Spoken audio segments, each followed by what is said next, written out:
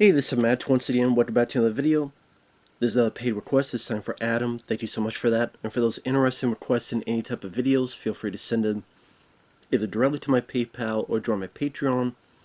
Both links are down below in the info box. I also have a second YouTube channel just in case of anything. And I also have an Odysee channel which has a lot of my backup older videos. So those links will be down below in the info box. Now, Soldier Blue is the film for today, from 1970. And I gotta say, this was something. Because it's a Western, and it's a pretty damn violent Western. I mean, the third act is almost like a cannibal Holocaust type of, without the animal stuff, I should say, but the surprisingly violent for its time. And it's a very big, on-the-nose, anti-war allegory, pretty much to take on Vietnam.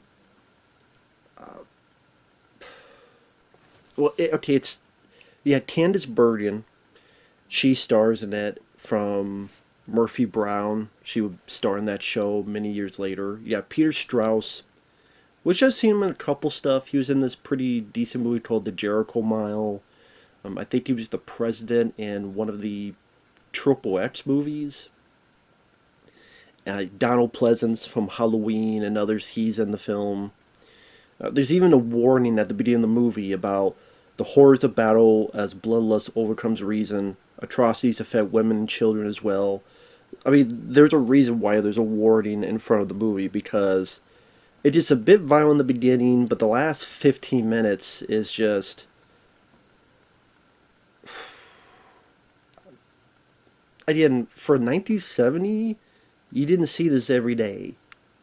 Like, you could almost say the finale was like an exploitation film. And not what I expected.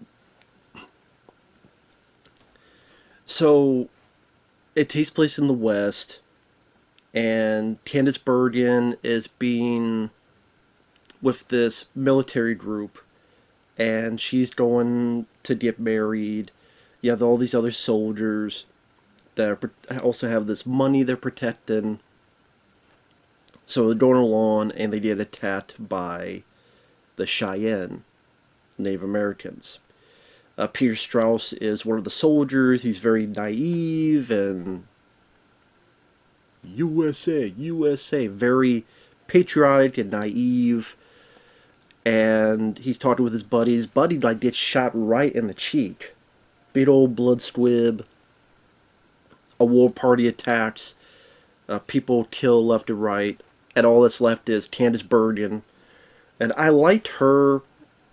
She had an attitude that some would say was kind of like a modern, at the time, attitude for this time period, where like she sees Peter Strauss and goes, "Don't just stand there, get your ass up here." This is a nice modern attitude and dialect. She doesn't take crap from anybody. She knows about the Native Americans. She spent time with the Native Americans. She doesn't take any guff from anybody. But at the same time, she doesn't seem bitchy either. She's just a take no shit attitude. And pretty much it becomes a bit of a journey with her and this naive soldier as they try to get to some type of civilization. And at times they talk, where Candice Bergen's talking about all the atrocities that the cavalry treat the Native Americans. And that, yeah, the Native Americans do this, but the cavalry also do this. And I thought, you've seen this before, you have two people arguing over their ideals and their point of view. But I thought it worked well. I thought the two had some decent back and forth. I did Peter Strauss being naive, saying, "It's a matter of principle." And without missing a beat, Candice goes, "It's a matter of crap."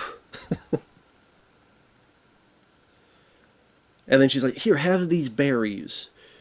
And Peter Strauss goes, "Oh, the berries make me sick." And then she's like, "Oh, Christ." and moves on. And I gotta say, I kind of was enjoying their banter so much. I wish it was not in this movie. Because this movie, when you get to the ending, is one big bummer. It's a pretty big bummer that is just very somber and violent and not really a happy ending technically for anybody. And I did it that really punches home the anti-Vietnam, anti-war allegory. But at the same time, like I said, I was enjoying their banter. I kind of wish it was a Two Mules for Sister Sarah type of movie. I really do. But I get what they were going for. I can appreciate what they were going for as well. That's why I don't hate the film. It's just I was enjoying these two characters. I wish there was more of an upbeat movie. And throughout their journey, there's a point where they have to fight this Native American. It's not the Cheyenne. It's another tribe, and Candice knows what's going on and has to tell him, take off your pants. What? Yeah, take off your pants. They don't slow you down, and he's don't cut, and he's don't you don't trip. I'm not going to do that. Like I said, they have I thought some fun banter. They're dealing with that. They're hunting animals for food. They meet Donald Pleasence's character, who he has supplies, and you find out he has guns, and he trades with the Native Americans.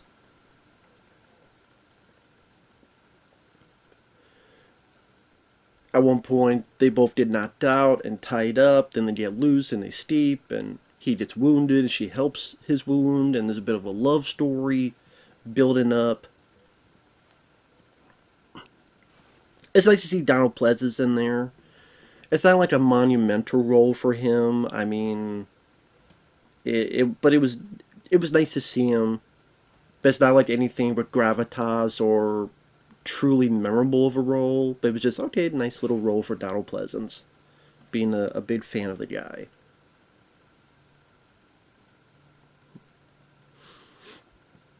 So again, not minding the geography and the cinematography of the film. Sadly, when it got to the Donald Pleasence bit, as much as I liked him, the pace did slow down a bit. It wasn't the most exciting in terms of action, and I guess you'd say it's predictable, and to the extent that they would do a bit of a love story angle. But it was nothing that egregious or bad. And then you get to the finale of the film. And big spoilers starting now for those who haven't seen it. So there's a point where they sleep together, and she knows it's probably not going to work out between the two of them because she's supposed to get married and all this other stuff, so she leaves him. They both get back to the Calvary at different points. And then Candice Bergen is going to talk to the Cheyenne because this group, they're peaceful, and she knows she can bring peace between them and the Calvary. And eventually when the Calvary gets there, the head Native American guy has a flight of truce. But the Calvary, the head honcho, they are gung-ho and they are sadistic. They go along anyway. And then you get a complete fucking massacre, almost to a Rambo 4 style. The Burmese army. No, that's really what it is. Remember the Burmese army, what they did to the village in Rambo 4? That's what happens here.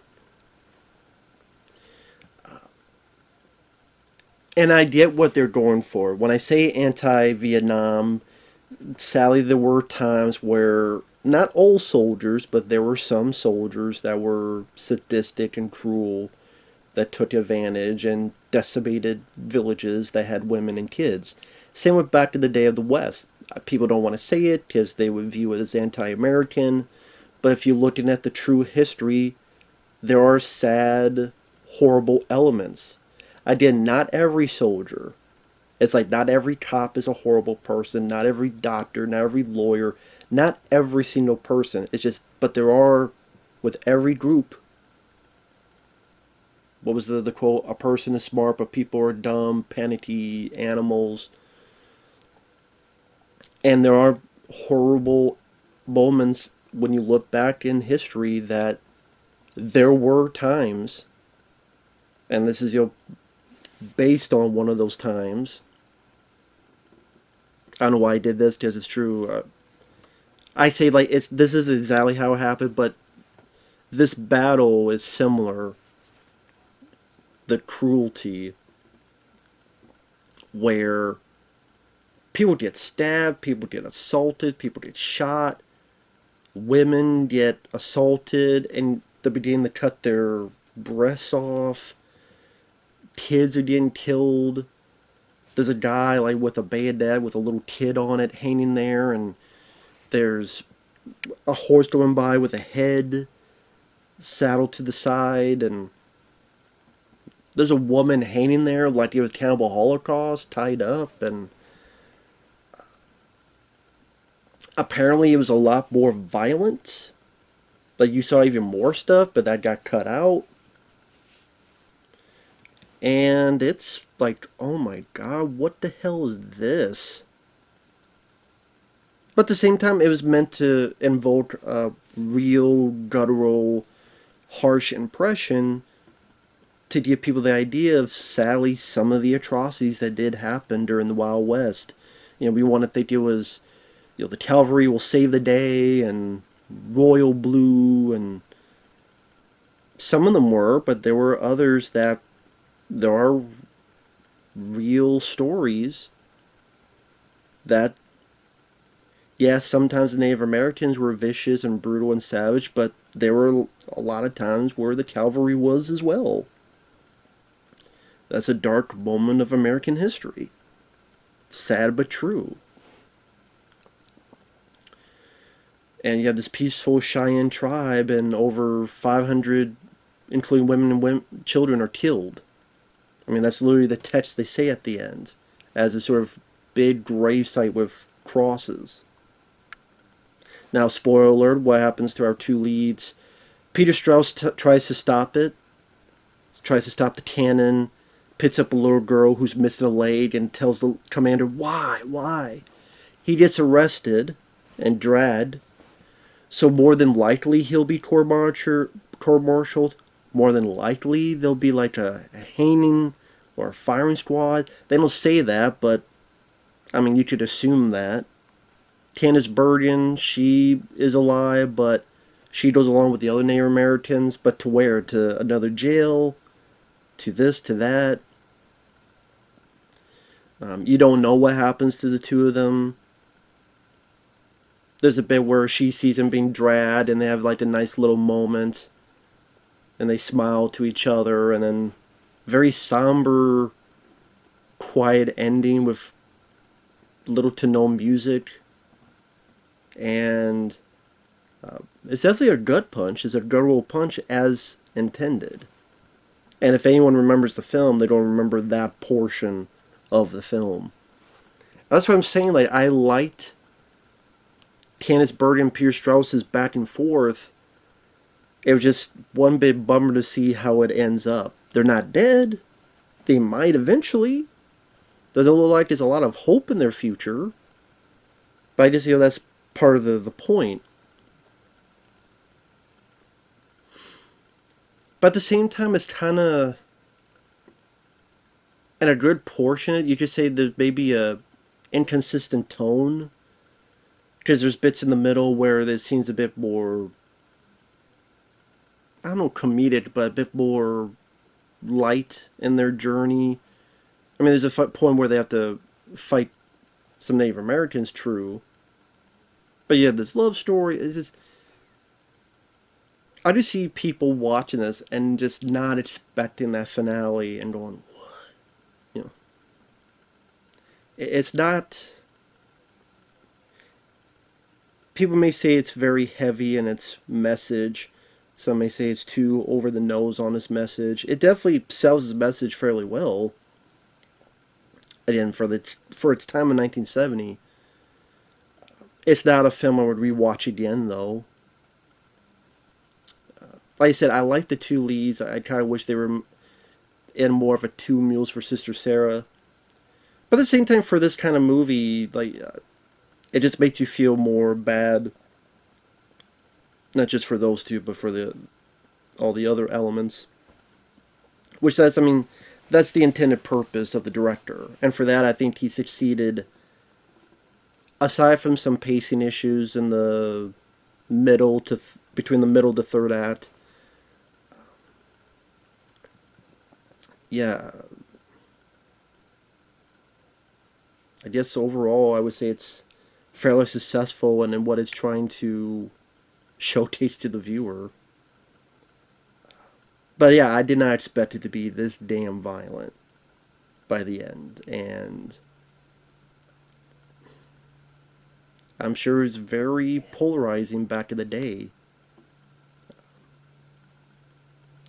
Pretty risky, pretty ballsy to do it, because this would not be.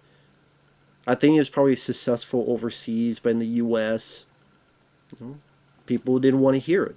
People didn't want to hear some of the truth that some of this stuff did happen back in the day. But as a society, they grew up with the 1950s, the John Wayne, good guys versus bad guys, the cavalry would come in to save the day, and you just say this was maybe a bit ahead of its time in terms of showcasing some of the harsh truth of it all. So I'm more of a sucker of more fun movies, but it did its intention and did it pretty decently well. So with that, it was advertised as the most savage film ever. Maybe nowadays people look at it and maybe some people will view it as tame. I didn't think it was that tame. But I would say like the Burma stuff and Rambo 4 is more grisly, but this is for 1970. It's pretty there. So yeah. With that said, thanks for watching. Take care. We'll see you guys later. Bye bye.